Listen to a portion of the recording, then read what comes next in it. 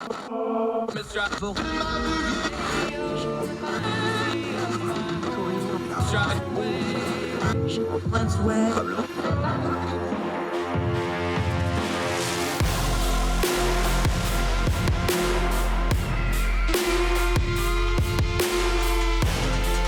your host, Andrew Donaldson.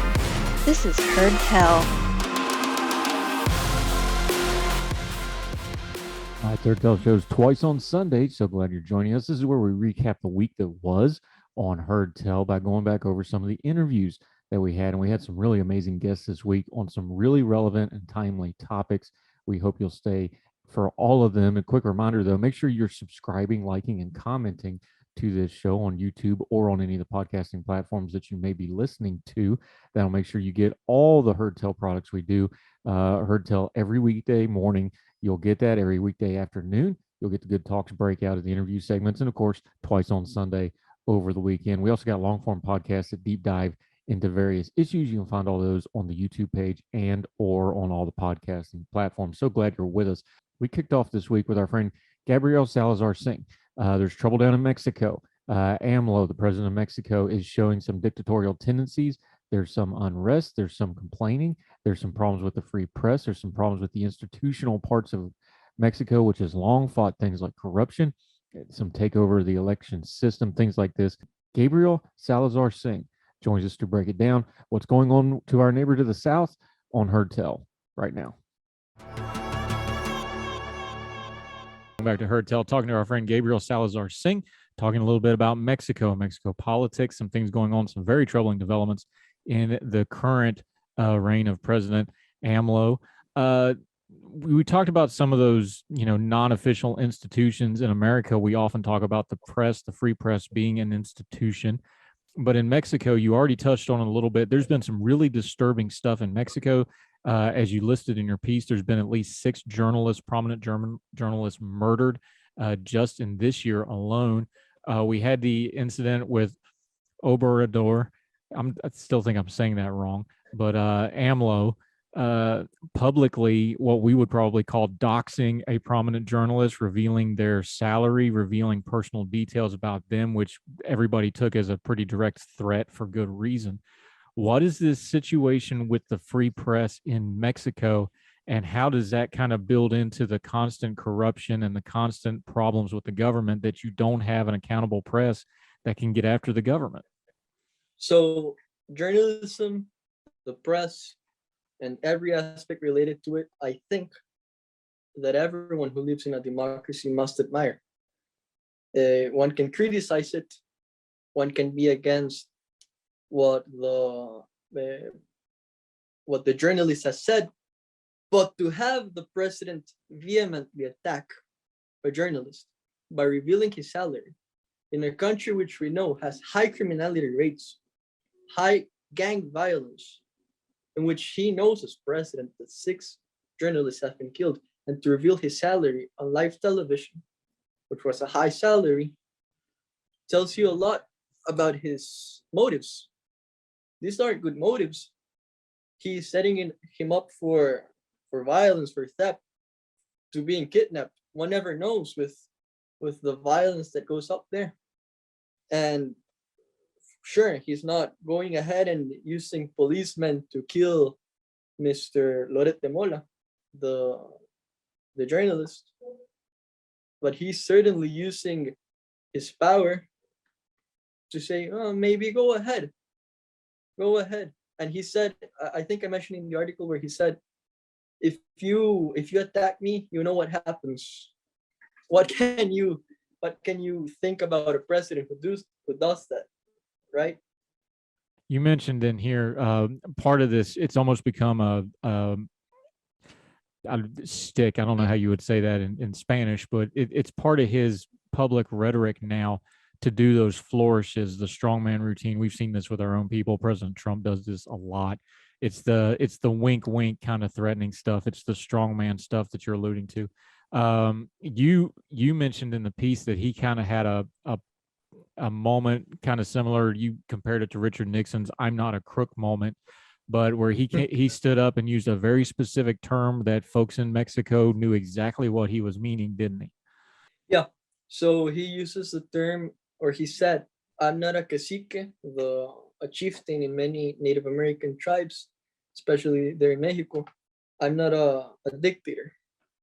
And he said that as a candidate. So I compare it to Richard Nixon's "I'm not a crook" moment, because if you gotta say that as a candidate, it tells you a lot about his rhetoric, his persona, how he's acted, his proposals. Hugo Chavez in Venezuela. Let me give you another Latin American example for just a second. When he ran for president, I recall seeing an interview with Jorge Ramos, a brilliant journalist who asked him about his dictatorial aspirations. And Hugo Chavez used to say, no, we're going to work closely with the private sector. I believe in the private sector. I'm not a dictator.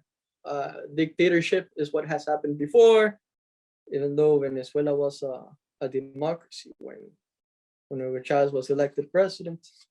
And so I go back to what I was saying. If a president has to say that, or a candidate rather has to say that in the midst of a presidential campaign, it tells you that the people are scared, that he isn't trustworthy, and that his proposals, his rhetoric, his persona has been like that of a dictator, especially in a region that has been highly traumatized by the dictatorships that have happened over the years. Yeah, is that what we're looking here? If you don't get some kind of an electoral defeat for him, at least for his party, if not for him directly, you already mentioned Hugo Chavez. We know that his replacement was as bad, if not worse. There's a long history in Latin America. I mean, you can go all the way back to the Noriegas. Pick whoever you want to. There's a long history of populist strongmen that turned into dictatorships. Is that really what's the likelihood of that happening in Mexico right now with AMLO? Is that what we're really looking? Are we really one election away from him being a perpetual strongman that is going to be electorally untouchable? So I believe the permanence of power of a single person, at least, is one of the characteristics of a dictatorship, but not the only one. He could perfectly leave power in the next elections because, well, presidential election is not viable under Mexican law. There is no way for immediate reelection, at least. I don't really know if there's way for reelection later on, but one has the impediment of presidential reelection being an impediment for dictators around the world. It has never been an impediment. Take a look at the last presidential polls. I've said before that I believe that making electoral calculations from now is highly and incredibly impossible. Context might change. We saw this with the coronavirus pandemic around the world, where elections suddenly gave us unexpected results. But in the last elections, AMLO got a 53% of people who voted for him. The polls show that support has grown to 60%, and that the second place goes to one of the traditional parties who goes just above 10% of the people who support them for the next presidential election. So once again, the permanence of power of a single person is not necessary for a dictatorship to be made, but the modern dictator gets to power through the system and then rigs it to his favor. What if Morena wins again and they go with all of the reforms that they want, having increased their majority in Congress, having penetrated the judicial power, maybe even the Electoral Institute in Mexico, which, apart from AMLO wanting to politicize it, he wants to federalize it, which means taking away the power that the Mexican states have and giving it to the federal government. Andrew, let me ask you this question. If you were the leader of a country in a hypothetical scenario and you wanted to remain in power, what would be the first reform that you would do? Yeah, you consolidate power and you get a hold of the electoral process. Exactly. So this is why we have to eye these reforms that AMLO wants to make in Mexico with a close eye. because Latin America, as we've mentioned it many, many times in this interview, isn't foreign to the concept of a dictatorship. Now let me see you go off like a bomb.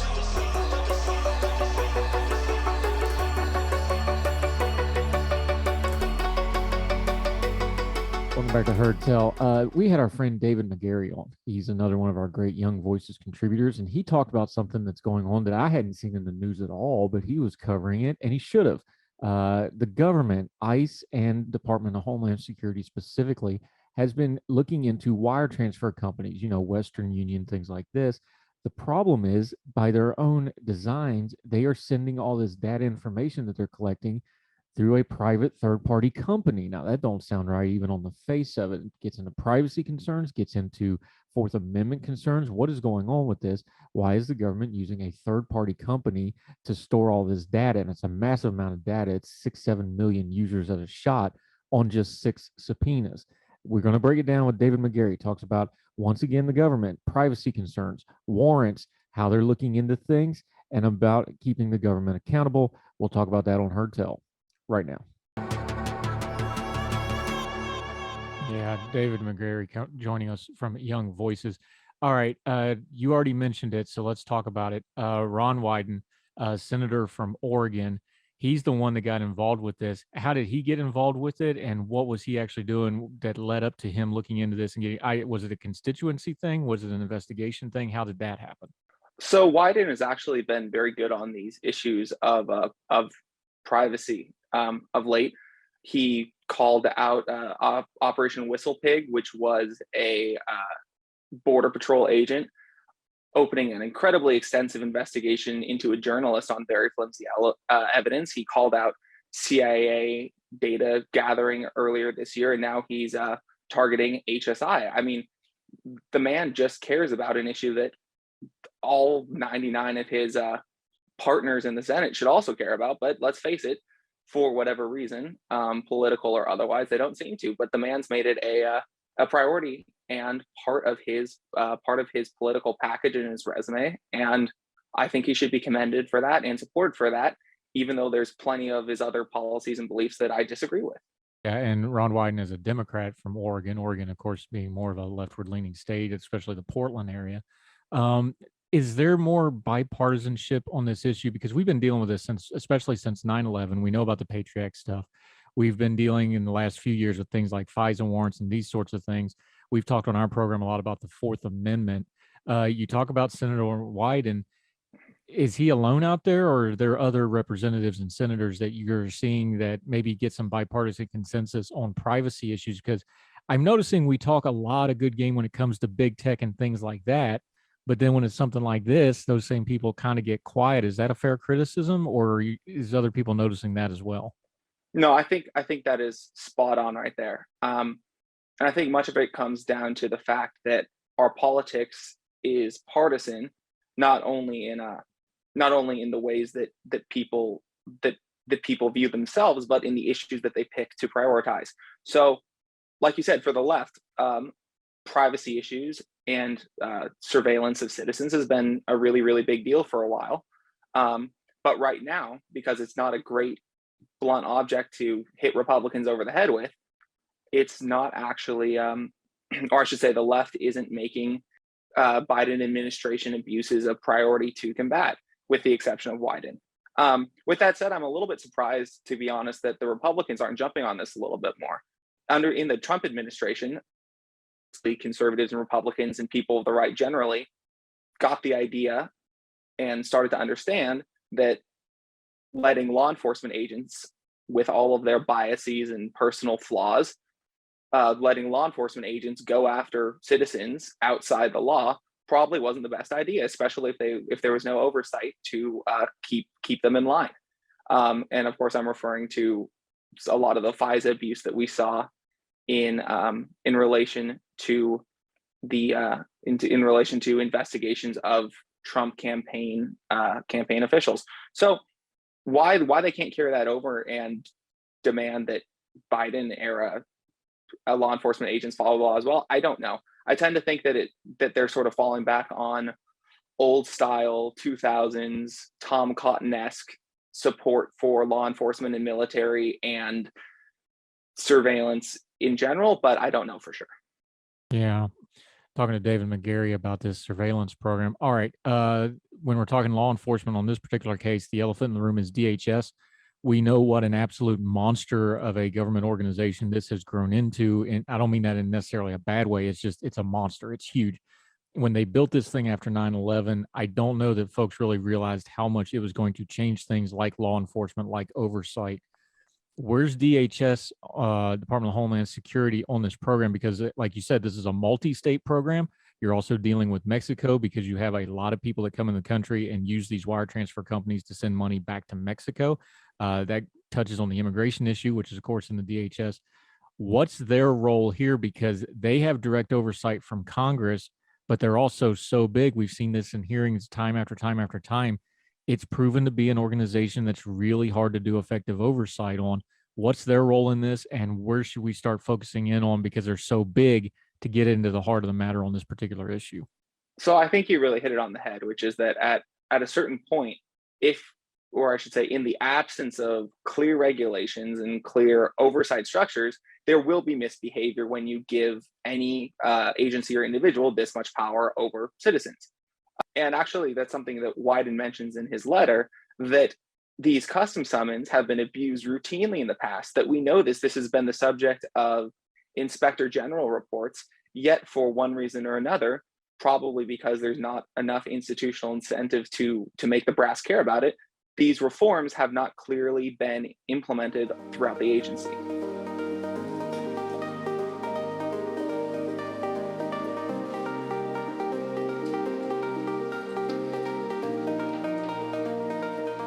Welcome back to Twice on Sunday. We continue to recap the week that was. I love the things we do on Heard Tell, where we get to get a global perspective on things. We get outside of the news media noise and the bubble that we can sometimes get in as Americans and check in on what's going on around the world. A great Young Voices contributor named Agustin Forzani joined us.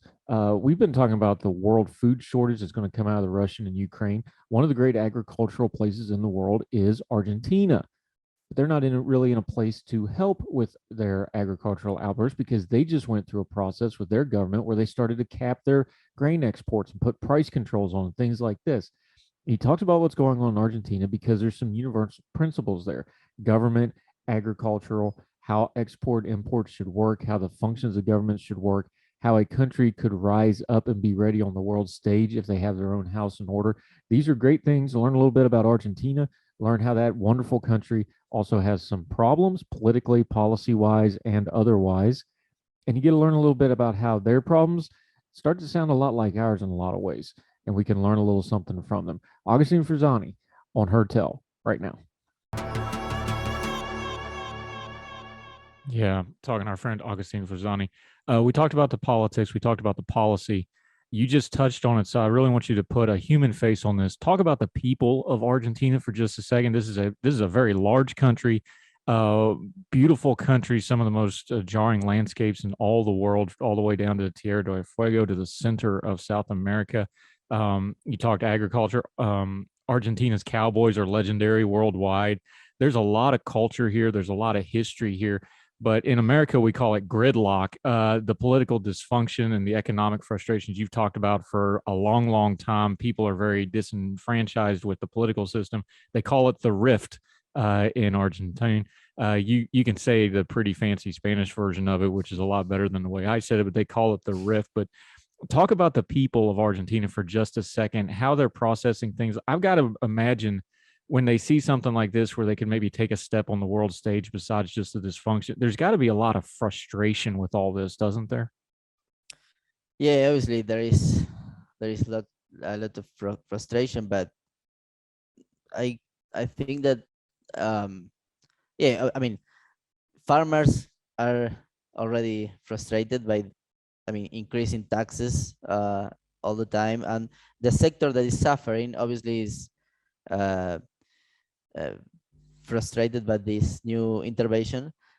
But other sectors, as I said, some sectors within the agricultural markets, as mills, are gonna kind of enjoy this new subsidy, and they are gonna have like they're gonna be able to get a benefit from this new intervention. So there is a kind of a division within the the agricultural sector in Argentina, and but yeah, in general in Argentina, people are uh, there is an increase in the sentiment in Argentina for like changing the system. You know, people in Argentina are just exhausted of um, uh, these functions in government, and there is a like a kind of anti-government sentiment growing. Um, but what I believe in the what I think it's the main problem is our institutions and our ideas within our country. Um, People in Argentina are not just, I mean, we are not less productive than other countries because we want to be less productive. Uh, we just have a problems in our rules and institutions, and these rules and institutions cause that we cannot like cooperate each other to produce and to grow and to progress as a country. Um, I mean, lots of people that from Argentina that emigrate to other countries end up being really successful. That's because they are the same people, but they change to another set of institutions and rules, and they end up being more productive in other rules and institutions. So we have to change our like, if you will, formal and informal rules. This is a cultural change, a long process, obviously, but if we can accomplish that, we can, we can grow tremendously, because we have the resources, we have the the people in Argentina is really innovative. They are we have good people, we have good human resources, natural resources. We just need a change in our system, in our rules, and we can take off, I'm sure.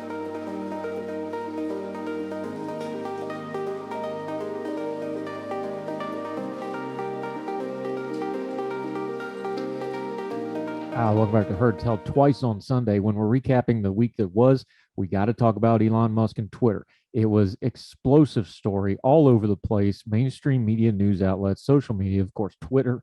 That's all you could talk about on Twitter this past week was Elon Musk and the purchase of the platform. But what's really going on here? If we turn down the noise a little bit, besides the content concerns everybody's talking about, and besides all the socio-political stuff that Elon Musk does and the cult of personality that surrounds him as one of the big avatars in our culture right now, what's the business side of this? So we turn to our friend RJ Lehman. He's been with the R Street Institute for a long time. He's the editor-in-chief for the International Center for Law and Economics, and he's going to talk about the business side of this deal, why it's not a done deal yet, even though everybody agreed to it. There's regulatory things that have been worked through. He'll also talk about what it means. Once he takes over the platform, there's certain things a social media company has to do. What does it mean when it's publicly traded, privately traded? We'll talk about all those things with RJ Lehman right after this. Talk to me about the business side of this, because I think it's getting glossed over. And really, in the grand scheme of things, that side of it's more important. And all that content stuff folks talking about, none of that happens without the business side of it being in order. So let's start there. Just what we know now, where do you think the business side of this sits? So what we know is Twitter has been an underperforming stock for a few years. When you compare it to the other major platforms, particularly Facebook, which also includes the Facebook subsidiaries like Instagram and WhatsApp. Twitter does not generate anywhere near the same revenue. It doesn't have the same kind of user base. It's got a different kind of profile in terms of who its users are and what they get out of the experience. The obvious primary difference is Twitter does not have the kind of demographic information about its users that Facebook does. Facebook knows quite a bit about who you are, what you like, what you might want to buy, which is valuable information for their advertisers. Twitter, much less so. It does know some things. It knows who you follow, it knows who you engage with. It doesn't necessarily really know who you are. There's a lot of anonymity on Twitter. And it has not been able in quite a while to convert its service into a really profitable business. So that's why there's a good business case for a takeover, for taking it another direction. That its original concept was a good one and a popular one, but not necessarily a profitable one. Elon Musk has a long history of controversy on the Twitter platform. And so it was unclear when he first announced that he was taking a stake in the company what his goal was. He he announced on April 1st, many people noted it was April Fool's Day, that he was buying 9% of the company, which is an important threshold, because at 10%, there's a lot of reporting requirements that a company having that size stake. So he didn't go over that. And it was announced initially that he would be joining the board of directors. That ultimately, a couple of days later, did not happen. The board announced that Elon was no longer interested in joining. Many people speculated that the reason he wasn't interested in joining is, as a member of the board of directors, he would have fiduciary duties to look out for the best interests of the company. And so a lot of his behavior, talking smack about Twitter and what it's like and what it does, would be stuff that he would be precluded theoretically from doing, and that might be why he didn't join the board. And so then again, a couple days later, he made a full offer to buy out all of Twitter, the whole lock, stock, and barrel, and take the company private, so it would no longer be a publicly traded company.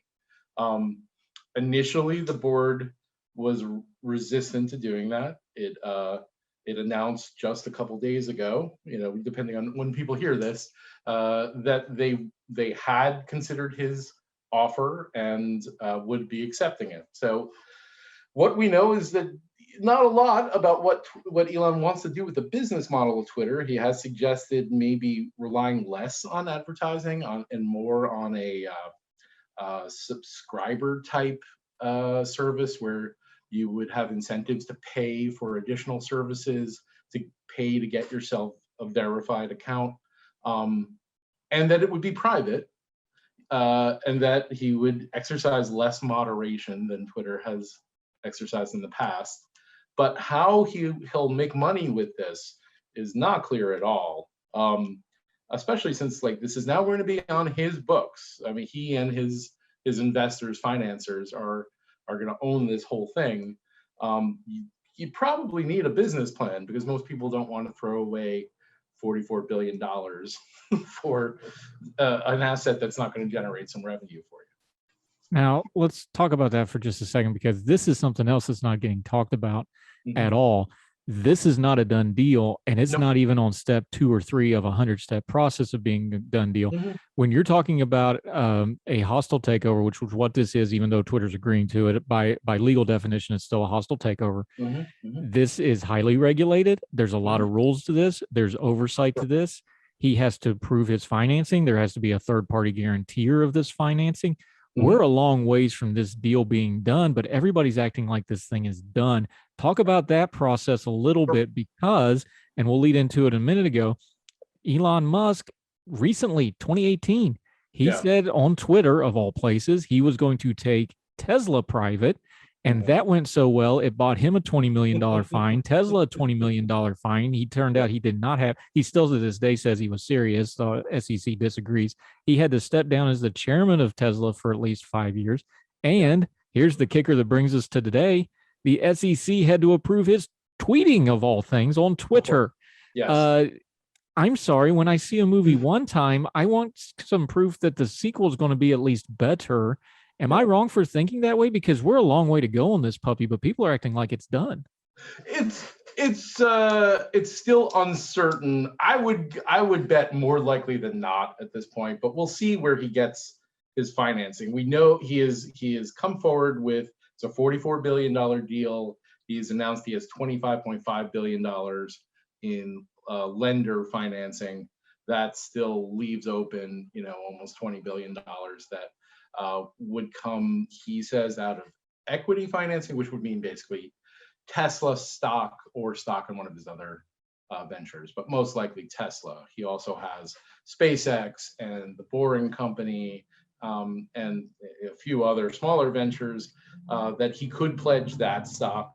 All of which, though, if he pledges it, means he loses control in those primary companies that he has been at the helm of for quite a while. So Tesla shares immediately after the Twitter announcement started falling because it was unclear what would happen with Tesla. Would they dilute their shareholders by doing more, by issuing more stock, and that's how he would end up financing the Twitter buy?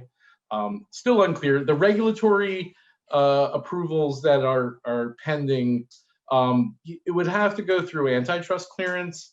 It's probably not an antitrust concern because Elon Musk and his companies are not currently in the social media business. So if Coca-Cola buys Pepsi or McDonald's buys Burger King, that's what's called a horizontal merger. You're merging with a competitor in the same market. You're expanding out. That almost always triggers serious antitrust concern. This would be more what you call a vertical merger. So in vertical mergers, there's less initial antitrust concern. There can be in some circumstances if you are different parts of the production chain. Say if General Motors bought out Uniroyal Tires, there might be concern that General Motors is going to use that acquisition to try to prevent its competitors, Toyota, from buying Uniroyal Tires at the cheap level that General Motors can get it. That's not necessarily a bad thing, though, but it would be something that you would have regulators being concerned about. The only concern a regulator could raise here, and it's one that I wouldn't be shocked if it happens because the FTC has gotten very activist under the Biden administration, is what the theory of potential competition. That the problem here is Elon Musk might have started a social media company in the future to compete with Twitter. And by buying Twitter, he doesn't start his social media company in the future. And so he's preventing theoretical future competition from happening, which sounds ridiculous, but there are regulators who pursue those kinds of ridiculous theories. So if the FTC were to step in and pose a theoretical complaint on potential competition, I would not be shocked. I think it would be ridiculous, but I would not be shocked. Yeah, I don't want them to do that because then I'd have to defend Elon Musk getting Twitter, which I don't really want to do, but I would have to in that case because that's absolutely ridiculous talking to RJ Lehman. So,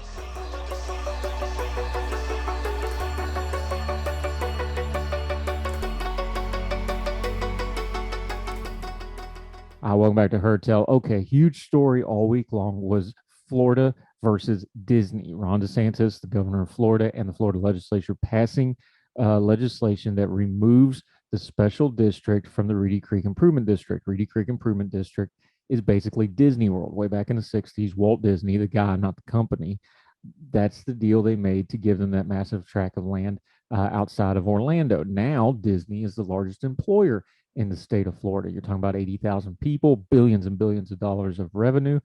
Also means a lot of infrastructure. So these improvement districts make deals with the government for them to do things, maintain their own roads and things like this. Well, now that that's been removed, what does it mean? Now, there's been a lot of talk in the commentary sphere about what this means, but we need to deal with the black and white of the law. What does the legislation say? What does the bond and things like this laws that dictate this stuff to? We turn to Sarah Rumpf, our friend from Mediaite. She's also a Florida resident, so she's talking about her backyard here. She actually went out and talked to a lot of the individual local officials that is going to have to implement this, that is going to be directly affected by this. What does the law say? What does it not say? Can they do this? Is this going to hold up when it inevitably winds up in court? A lot of moving parts to this underneath all the rhetoric. We also deal with the fact that way too many people are really excited about this because they want the government to go after Disney. Is that a healthy thing? Is that a good thing for the way we govern people? Is it good to have retaliatory government, even against a company as big as Disney? We get into all that with our friend Sarah Rumpf right after this. Yeah, talking to Sarah Rumpf. This is part of this discussion that I don't think we talk about enough.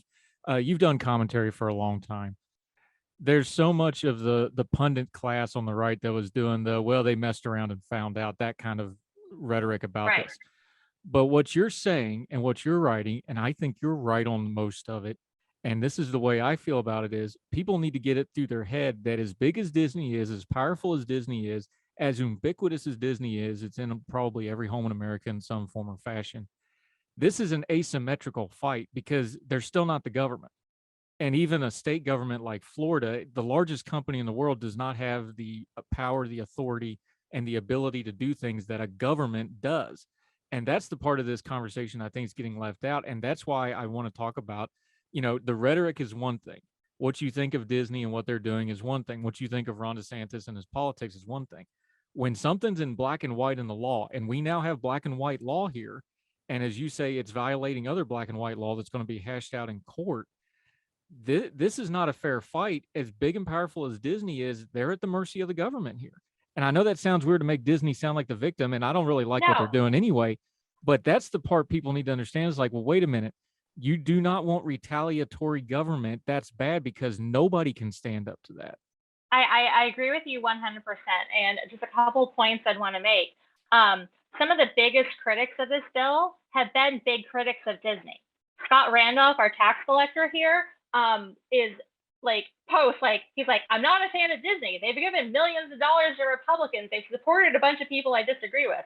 Anna Eskamani, who's my state rep here, she criticizes Disney all the time, and she's been doing it for years. She won't go to the park. She doesn't like some of their labor practices and other things, and she's been very vocal. But she also does not want to crush the Florida economy and thinks that Disney's free speech rights were violated. The thing is that, and I've seen some of the commentary from like Ben Shapiro and Kurt Schlichter and, these guys that are cheering this on. And it's like, okay, if that's the position you're taking, then don't you dare ever say you support free speech ever again. Because that's what this is. And like, I almost feel like, when you're talking to a toddler who's trying to hit another toddler and you say, use your words, like Disney used their words, and DeSantis and the government used the hammer of governmental power to try to crush something. Like it's just completely disproportionate. I get the anger with Disney, like the videos that Christopher Rufo published, like made people angry. Now I look at that and then I see the content that Disney puts out, where there might be a couple who's a guy and a guy that are in the background of some scene, and I'm like, okay, I'm not really worried about that ruining the youth of America or whatever. If Disney was actually trying to put like pedophilia and like perverted sex content in, the next Frozen sequel, that wouldn't work. Like, we have the internet. There's a million different websites that rate films for like content. And so like anything that is actually introducing sexual perversion and all the things that people on Twitter have been freaking out about, like, we would know that, and then nobody would take their kids to see the Disney movie that had, I don't know, Olaf doing inappropriate things. That's just not going to happen. But again, if you don't like Disney's messages, if you don't like Disney's content, criticize them, boycott them, go ahead. Like, their stance on China, I think, deserves quite a lot of discussion and debate. Cool. But you don't violate the Constitution and throw the Central Florida economy into chaos and violate half a dozen other statutes on the books because you're mad that the CEO sent some BS press release. And let me again go back to this press release, what it actually said. They said they didn't like the bill and would do whatever we could to repeal it. I looked at that and I laughed. Like, it sounded like garbage corporate puffery to me. There was a lawsuit filed almost immediately as soon as the bill was signed. There are liberal groups and civil liberties groups and LGBT groups that had already fundraised and were ready for it. They have a legal fund already. The lawsuit is there. Whether Disney donates to it or not, it doesn't matter. They don't need Disney's money, and it's in the hands of the judges. And Mickey Mouse doesn't sit on the bench. So this press release saying they're going to do whatever they can to repeal it is like, it sounded to me like he was just patting the employees on the head, like, please stop freaking out. Please stop yelling at me. I swear we're doing something, but it wasn't really doing anything. Before the bill was passed, there were a number of companies that spoke out. There was like 150 companies that signed some letter objecting to it. There were other companies that were threatening to boycott Florida and people that were saying they were cancel conferences and different things that they'd scheduled around the state in the next coming years and months and years. The government, DeSantis didn't lash out against any of those people who were threatening to boycott Florida before the bill was passed. They lashed out at Disney for one press release after the bill was passed because DeSantis is running for president and Disney is a bigger target for messaging than some small conference of anesthesiologists or whatever that was like canceling their plans. No offense against anesthesiologists, I just picked that out of my head, but everybody has conferences here. Anyway, like this, it's all about messaging. He needs somebody to go on Tucker Carlson's show and say that he's fighting the fight against the culture war. He's fighting against wokeism. He's, sticking up for your kids, protecting them from the evil liberals who want to turn them into gay communists or whatever. I'm not quoting him here, obviously, but like that's the messaging. Scary liberals that are trying to indoctrinate your kids, and I'll protect you. It's all messaging for the presidential campaign, and it's really, really wrong. And if this doesn't get shut down quickly by a court, it's going to hurt people in my hometown. It's going to put people out of work here. It's going to put people out of their homes. We got too many people who still haven't recovered from the pandemic. An extra $2,000 to $3,000 tax bill will break some people, and that breaks my heart. And I'm sure that there's probably a dartboard with my face on it in the comms office at the governor's, in the governor's offices, and that's fine. I'm not going to shut up about this, and I've got more stories to write and more people that are talking to me, and it's just so insane and so wrong what they've done. Yeah, Sarah Rumpf joining us, and one of the reasons I bring her on, she has this all sourced when you read through her stuff at Mediaite and the other places she writes about it. She's talking to the county level people. She's talking to the state level people. This is all sourced. This isn't her opinion. She's actually going out and doing all the legwork on this. Real quick to kind of put a bow on this and to bring it back to kind of where we started, though. What's the short-term end game here? Let's be adults here. We know this is an election year. That's probably the biggest piece of all this. The Florida session is now done, so nothing's going to really probably happen there. Are we just waiting for the legal stuff here and then waiting for the election and see how this shakes out? Is that kind of the near-term end game here? I see two paths forward. The legislature comes to their senses. They can blame the liberal media. They can say that this has been distorted and they don't want to cause anybody stress, and they'll revisit it next year, and they repeal the bill, come up with whatever dumb excuse they want, that they repealed the bill during the May special session. If they don't do that, there's going to have to be a lawsuit. And it's going to be one of those, like, from Disney's perspective, spend the legal fees now or spend the legal fees later. They either pay to enforce to protect their rights in court, or they're going to have to pay for quite a bit to try to untangle this and renegotiate with Orange and Osceola County. I do not see a situation where Reedy Creek totally ceases to exist.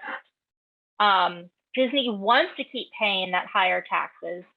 They want to keep that level of infrastructure. Orange and Osceola County don't want to take it over, but they're just going to have to work out a couple different pieces of agreements and new county level districts and maybe new municipalities and other little things that'll have to be created in a year's time, which is again insane. Like this is the equivalent of saying, okay, I'm going to build a cross-country highway, but you've got a year. I mean, you could technically do that. We could say we're going to build one big highway across the entire United States of America, and we'd have to like draw in every possible contractor and get people trained up and go and like find every possible source of concrete, but it would be insane and it wouldn't be done well. That's what that's kind of feels like the project they're trying to take on. But Disney's going to have to file a lawsuit fairly soon to protect their rights here. And if a court doesn't put that big pause button on it, they're going to have to start negotiating with the counties, and taxes are going to go up around here. There's nowhere else to put it. The revenues are still down from the pandemic. Again, like all of our economy depends on tourism. With less people coming here and the parks closed for a while during the pandemic, the tourist development money is way down, all of it's way down. They're already strapped. So if they're going to have to do this, they're going to have to raise taxes or cut services somewhere. And, you know, where do you cut? You stop maintaining the roads, you cut homeless services, you know, it's just going to cause a lot of pain. And there's words I can't say on the radio that to more accurately express my true feelings. But what the Ukrainians on Snake Island said to the Russian warship, that is my opinion on this. And I've learned to say it in Russian, but I'll be nice and not say that on your radio show either. But I can now say that wonderful phrase in Russian as well as German. So yeah, that's my thought.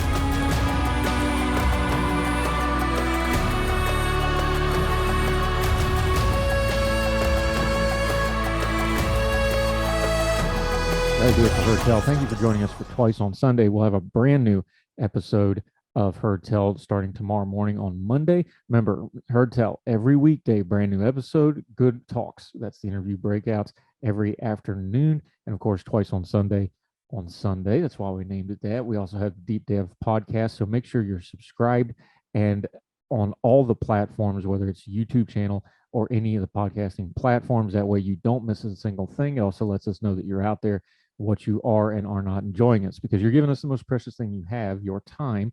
We don't want to ever disrespect it. We want to give you good content as we continue to turn down the noise of the news cycle and give you a little bit more perspective on what's going on in the times we live in. Appreciate your time. Till we see you again. We hope wherever you are across the street or around the world, you and yours are well. We hope you're well fed. We'll talk to you next time on Heard Tell. All the music on Heard Tell is provided under a Creative Content license from monstercat.com.